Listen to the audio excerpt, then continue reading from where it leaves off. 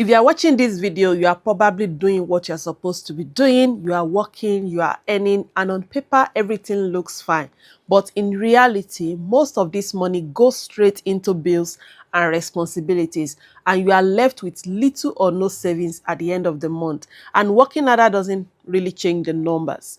In this video, I'm going to walk you through 8 realistic business models that have the potential to pay more than a 9 to 5, not because they are magical, but because of how they are designed and flexible enough that you can start them while still working a 9 to 5. And I'm not just going to mention them, I'm going to teach you how to think about each one, what it really requires, how to start, and the realistic monthly income range you can expect as you grow. Also, as we go through each of this business, I'm going to tell you what business model it falls under, because that is how you stop choosing randomly and start choosing intelligently. So by the end of this video, you will not just have 8 ideas, you will also have clarity.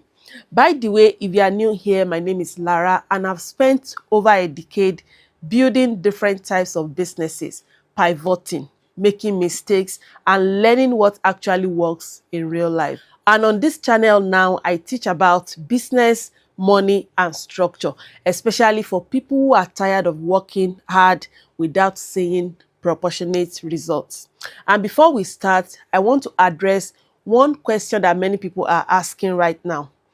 Do I need to quit my 9 to 5 job to do these businesses? The answer is no. You should not quit your 9 to 5 job. You should build first, because the goal here is stability. So you build while you work, you test while you earn, and you grow while you learn. Then when the numbers start making sense, you can make that decision from power and not from panic, whether to quit or to remain in your 9 to 5 job. I'm a registered nurse by profession, and I've built multiple businesses over the last 14 years. And most of these businesses I'm sharing with you today, I'm also doing a couple of them myself. So let's get straight into the businesses. The first business is print on demand. If you are totally new to the world of print on demand is a product-based business model, specifically an e-commerce model where you sell physical products, but you do not hold inventory. The product is printed, only after someone orders it. And that means you are not buying stock or tie down your money with over 200 t-shirts or mugs, and praying they sell. You are creating designs, you are listing products, and the supplier prints and ship when the order comes in. And your profit is the difference between what customers pay and the base cost plus shipping. The reason print on demand can work is because it removes one of the biggest startup barriers, which is inventory risk. It also means that you can build this business alongside a 9 to 5, because you can set it up in focused blocks of time. With print on demand, you are not physically producing or packing orders at midnight. The system runs while you work, and the skills required are not what most people think. You do not need to be a professional designer or graphic designer, but you do need an eye for what your audience actually wants. And print on demand is not about your taste. It's about being able to create product around a niche that already buys. So in terms of time, at the beginning, you will spend time on researching and setting up. And people who fail at print on demand usually do it randomly. They create generic codes, they upload few designs, and they wait.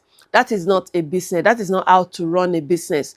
A realistic pace alongside a job is to build a consistent rhythm, maybe 2 or 3 focus sessions per week, where one session is for research and design creation, and another session is for listing and optimization. With print on demand, the compounding comes over time. The first few months might get slow. That is normal for businesses, but in month 3 to 6 is where you begin to see the patterns and momentum. And practically, you start a print on demand by choosing a niche that buys. You then create a small collection of designs around one clear theme. Then you set up your storefront using platforms like Etsy, Shopify, or Amazon Merch on demand, depending on your region and the access that you have. Then for beginners, Etsy is the most popular and often simpler because traffic already exists there. People are already there searching, but it also has competition.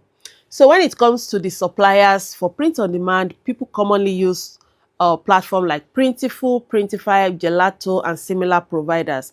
And the key here is to choose one supplier, not all of them, and learn that platform very well. So talking about the startup money for print on demand, believe me, it can be surprisingly low, especially if you use platform like Etsy and a print on demand integration. You can start with as little as the money for listing and some basic tools. And in terms of earning, print on demand has a wide range. A beginner might make between $50 to $500 per month, and after a few months, if they are consistent and they have built a library of designs and understand niche positioning, they can start making between $500 to over $3,000 per month. You see, people who treat it like a real business, that publish consistently, that optimize their listing and build a brand, they can go beyond that. And if you like more videos about print on demand, a detailed video about it, let me know in the comment section down below. Now, the second business is digital products. Digital products, they are also a product-based model, but instead of physical products, you sell something downloadable or accessible online. This is one of the most powerful models for people who want to stop trading time for money, because you can create once and sell repeatedly. You see, digital products include things like templates, guides, planners, ebook, workbooks, checklists, mini courses, and the likes. And the product you choose depends on what problem you solve when it comes to digital products. So for digital products, the biggest skill required here is clarity. You need to understand what your audience struggles with and create something that gives them a shortcut. You also need the ability to organize information in a way that feels simpler to your audience or to the buyer. You do not have to be an expert at everything. Everybody starts from somewhere. You just have to start from what you know, but you need to be ahead of the person you are helping. So in terms of, time, digital products can be built alongside a job very well because you can create them in stages. You can outline in one weekend and then create the first version the next weekend. Then you test it with a small audience and improve over time. The mistake I see people making, when it comes to creating digital products, is that they try to create a perfect course before they even have customers. You don't have to do that. What you need to do is to create a minimum useful product, then you improve as you sell. And then when it comes to platforms for digital products include Etsy for templates, planners, ebooks. You can use Gumroad, you can use Stanstore, and even your own website if you already have audience on, let's say, on YouTube or Instagram. But if you don't have an audience yet, Etsy can be very powerful, but you have to, research the market so that you can know what people are actually buying.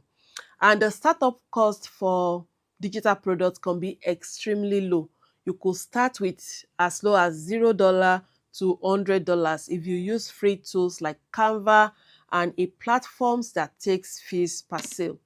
So if you build digital products around real demand, you can make between $200 to over $2,000 monthly with a small library of products. And some people are making more than that. Now the third business is cleaning services. Cleaning services are a service-based business model, and it's one of the most realistic businesses on earth, believe me, because it is always in demand. Cleaning business is not seasonal in the same way some businesses are. And to start a cleaning business, you can start with low capital as well. And cleaning can be systemized and scaled into a small agency model where you hire other people and manage operations yourself. And the way many people do it is that they do that cleaning themselves, and then they build the scalable fashion where they become the organizer, and they hire other people to clean as the business grow. So skill that you need, when it comes to cleaning services include reliability. You need to be reliable. You need to be able to pay attention to detail, good customer service, and basic organization. When it comes to cleaning business, this is a business that can start alongside a 9 to 5 job if you focus on evenings, weekends, or specific client types.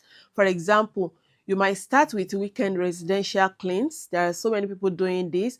Or you might target small offices that want after hours cleaning. The point is that you build it around your schedule. So how you start cleaning services is by choosing the category you want to serve.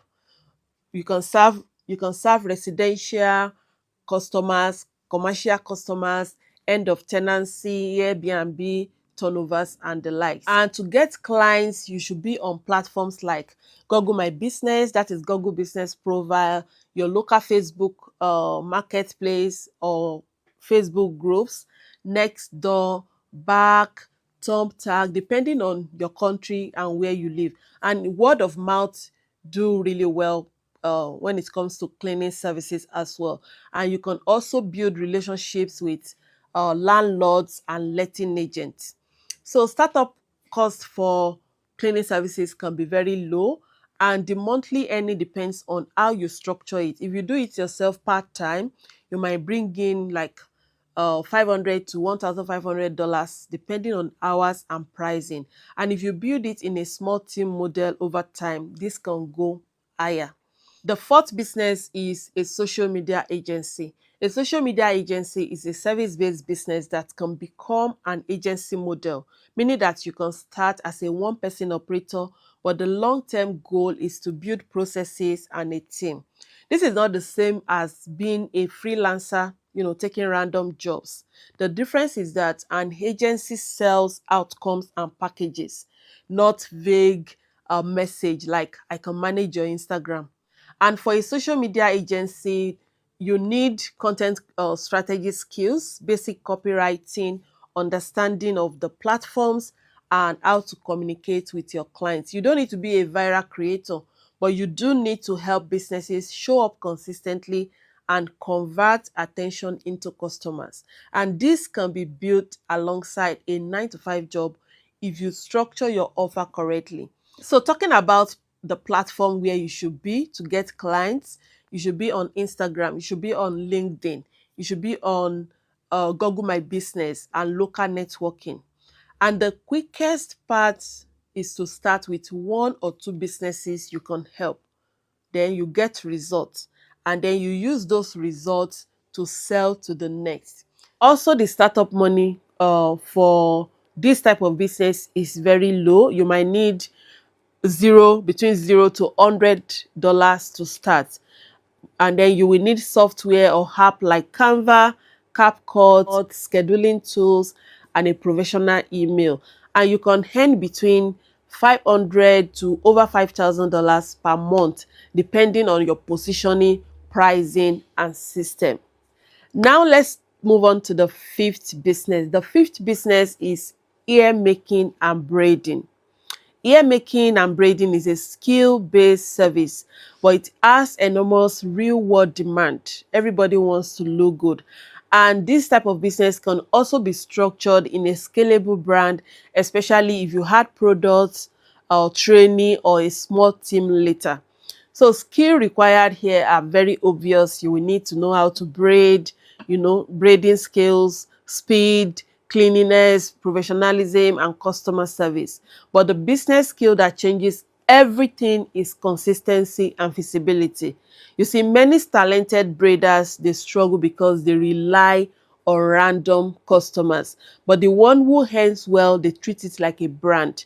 They have clear pricing, clear booking system, clear style photos, and reliable availability. So time-wise, this can be combined with a 9 to 5 job if you structure it as a weekend appointment or evening slot.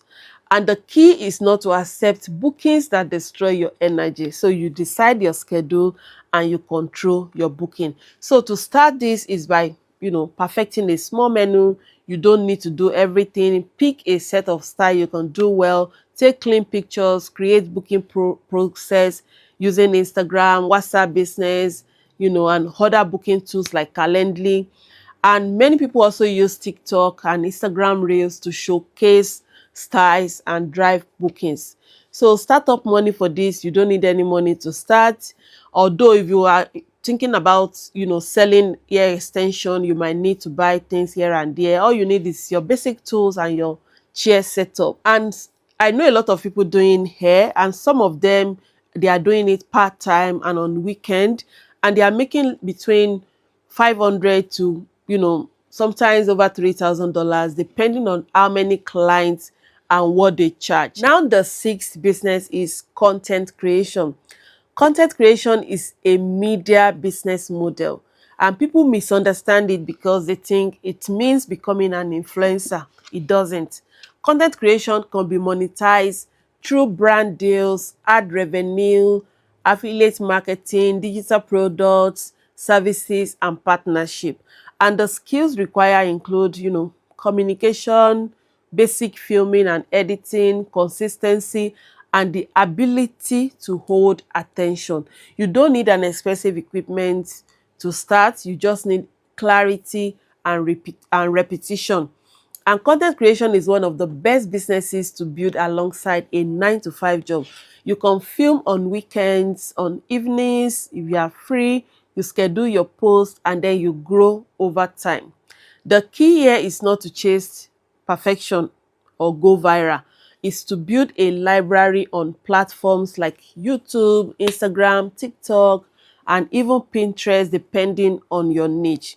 So to start content creation, you don't even need any money as long as you have your mobile phone like this. So many people, even myself, started with a phone, natural light, and a simple microphone. So over time, you can upgrade, and with consistency and a clear niche, you can earn between 500 to over $5,000 monthly from multiple streams. Some people do earn more than that, but I'm giving you realistic steps.